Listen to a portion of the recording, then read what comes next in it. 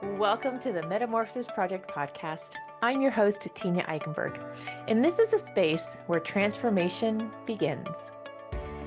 Here, we dive deep into energy healing, self-care, and the power of mindset to help you break free from old patterns and design a life that feels aligned, vibrant, and authentically you.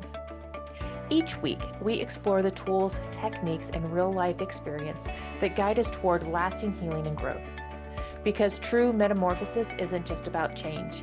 It's about becoming who you were always meant to be. Now, let's get into this week's conversation. Welcome back to the Metamorphosis Project podcast. I am your host, Tenya Eichenberg, and today we're talking about the mother wound healing without shame. So healing our mother wound without feeling that guilt or shame that might come along with it. Because you see, over the past week, I was in the middle of a session with someone, and this beautiful soul who has been doing all the work, showing up for herself, told me something that kind of took me back. She said, I feel guilty for even admitting or feeling like I have a mother wound. I feel like I'm betraying her just by saying that out loud. And I get it, because I've been there. I lived with that for years. And I know that some of you are living with that unspoken truth within your nervous system. I know you can just feel it. So I want to break down some things that I felt when I was going through this healing of my mother wound. So a few things that I would ask myself, or I would think to myself, is maybe I'm just being too sensitive. Maybe I expect too much from my mom. Maybe all of this pain is my fault. Was I not a good enough daughter? Oh, the number of times I asked my husband that during this healing process is too many to count. But there was a time when I couldn't even say the word mom without a lump just forming within my throat. I have asked myself this countless times. Am I being too sensitive? Not because I truly believed it, but because somewhere along the way, I learned that having deep emotions was wrong. And the truth is, I don't remember anybody telling me that I was too sensitive. But I do remember the looks, the emotional shutdowns, the stop being so dramatic, the tones. I remember being told that I need to suck it up, that I need to stop crying. I was made to feel like I was making a big deal out of nothing. And those messages were spoken with such frustration and confusion. And maybe they were even spoken with love, but they landed in my little body. And it showed up like emotions are bad, that my tears were inconvenient. And if I wanted to be loved, I needed to stay quiet. I needed to be easy and not too much. So I stopped crying in front of people. I would shove my feelings down. I stopped speaking up for myself. I learned to regulate my emotions by repressing them. And that's how a child who feels deeply becomes an adult who second guesses every emotional wave. An adult who wonders, am I overreacting? Or worse, convinces themselves that they are. Now I know I wasn't too sensitive. I know this now. I was simply unprotected. And when a child feels deeply in a space where emotions aren't held, they build up walls instead of trust. They create wounds. Sensitivity without support feels like shame.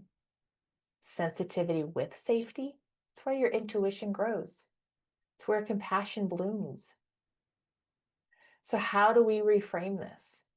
When we feel that surge of emotion, we pause, we listen, we remind ourselves, I'm allowed to feel this. There's wisdom in this wave. This is my heart speaking to me, and it's time to start listening. Sensitivity is not a flaw. It's a frequency. It's how we know what is real. It's how we connect. It's how we heal. And then there's the next layer. Maybe I expect too much from my mom. Or maybe I expect too much. Am I expecting too much from my mom? That question doesn't come from entitlement. It comes from heartbreak. It shows up in quiet wishes. I wish she'd call more. I wish she told me she was proud of me. I wish she tried to understand me. I wish she could hold space for me instead of making the conversations about her or getting defensive. I wish she felt safe. But then the shame creeps in, whispering, maybe I'm just asking for too much. The truth is, we're usually not expecting too much. We've just been taught to expect less. When you're a child who doesn't get their emotional needs met, especially consistently, you start to question those needs. You internalize the message that you're longing to be seen, supported, and soothed is too much. It's unrealistic and it's selfish. So you shrink yourself. You become the easy one, the good one, the one who can read the room. And instead of expressing your truth, you simply hide it. And by the time you're an adult, even your simplest desires, like wanting a meaningful conversation or feeling emotionally safe, can feel like too much to ask. But let's be clear about what we're all expecting. We're not asking our mothers to be perfect. We're not asking them to undo the past. We're likely asking for things like accountability instead of excuses, presence instead of performance, understanding instead of silence, and the freedom to express ourselves without guilt. That's not too much to ask for. That's the foundation of secure love. And sometimes our mothers simply cannot meet us in that space, not because we're asking for too much, but because they never received those things either. They might still be surviving from what they have not healed from. They might love us the only way they know how, but that doesn't mean it's the way that we need. That gap between what we needed and what we received, that's the wound. And you get to name it without shame. You get to grieve it without guilt. You get to want more without making her the villain. So next time that question sneaks in, am I expecting too much? Pause, breathe, and ask yourself, what is my inner child longing to receive?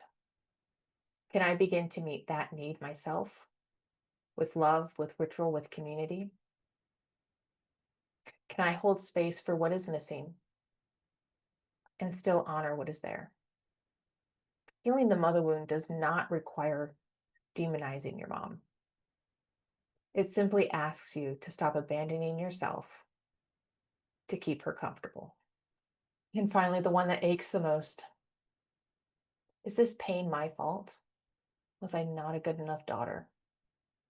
That question does not come from logic. It comes from heartbreak. It comes from trying to make sense of the emotional abandonment, disconnection, and inconsistency, especially when it's from someone you are biologically wired to love. And let's be honest, children are wired to believe that everything is their fault. If a caregiver is emotionally unavailable, critical, or distant, a child doesn't think, "Ugh, my mom must be struggling with unresolved trauma." Mm-mm. The child thinks there must be something wrong with me. I'm too much. I didn't do enough. If I were better, maybe she would love me the way I need. And that does not go away as an adult. It doesn't just disappear. It lingers, even decades later. It whispers through your nervous system every time you feel unseen or unloved. Why do we blame ourselves? Because sometimes self-blame is less painful than facing the truth. The truth that someone we loved, we needed, couldn't or wouldn't show up for us the way that we longed for. And so, we take on that weight. We try to earn love. We try to be perfect. We try to raise up to their definition of perfection. But here's what we should have been told. You were never responsible for that pain. You were never responsible for your mother's love. You were not responsible for her moods. You were not responsible for her wounds. You were not responsible for her healing. You were never meant to parent your parent. This pain is not your fault. Your worth was never the problem. Only her ability to see it was. Maybe she did love you. Maybe she still does, in the only way that she knows how. But if that love came with conditions, silence, control, or absence, it makes perfect sense that your inner child would still be asking, what did I do wrong? The answer is nothing. You were simply a child who wanted to be seen, supported, and safe. That's not being ungrateful. That's being human. So maybe the question isn't, was I good enough? Maybe the question is, what part of me still believes that unconditional love must be earned? What would I say to this little girl who asked me this? What do I need to feel safe in my own heart right now? And maybe even this. What if I was a good daughter and the pain still happened? That's not a reflection of your worth. That's a reflection of unmet needs. And those needs that still need to be met with tenderness, truth, and the healing that you're giving yourself. So here's where the shift happens. Healing the mother wound isn't about blaming your mom. It's about choosing you. It's not about making her wrong and tearing her down. It's about acknowledging that your pain is real and that your healing matters more than protecting someone else's comfort and narrative. Choosing you means no longer abandoning yourself. In the hope of being chosen, loved, or finally understood. It means I can hold compassion for her story and still honor my truth. You could recognize that she did the best that she could, even though it still wasn't what you needed. You can see her wounds without ignoring your own. And that's not betrayal, that's emotional integrity. The mother wound begins to heal when we stop waiting for someone else to validate it and validate our pain. When we stop hoping one day that she'll finally say the words that we needed to hear. And instead, we say them to ourselves. We begin to reparent ourselves in ways we always needed. We stop shaming her for being needy, emotional, and too much. And we start meeting her with love. We say, I'm not too needy. I'm allowed to take up space. I get rest. I get to feel. I never had to earn love. My worth was always intact. And with that, something powerful happens when we do this. The aches in our heart start to loosen. The weight we've carried begins to lift, because the more I gave myself what I once craved, the emotional safety, the honesty, the permission, the less power she had over me. The less I waited for her to change, the more I changed. The more I gave myself permission to be whole without her validation, the more I stepped into my own authority. That's when the real healing began. And it didn't all happen at once. It happened in micro moments, in quiet tears and ugly cries, in the choice to pause and breathe instead of lash out and shut down, in forgiving myself for the ways I'd overgiven or contorted myself to avoid rejection, in recognizing that my grief and my growth could exist side by side. Because healing the mother wound also involves grieving the mother that you didn't have, letting go of the fantasy version of her so that you can embrace you, the version that's no longer waiting to be chosen, the one who chooses herself every single day, who doesn't shrink in guilt, who lets herself feel joy without apology. That's what freedom looks like. And that's what becomes possible when healing the mother wound and starting to choose yourself. So now imagine this. You walk into a conversation and you don't shrink. Your nervous system doesn't brace for impact. You don't scan the room to see who's safe. You already know that you are. You speak clearly without apologizing for existing, without softening your truth to keep the peace. You say no and don't spiral into guilt or second guessing. You don't over-explain. You don't write a follow-up text to make sure they're not mad.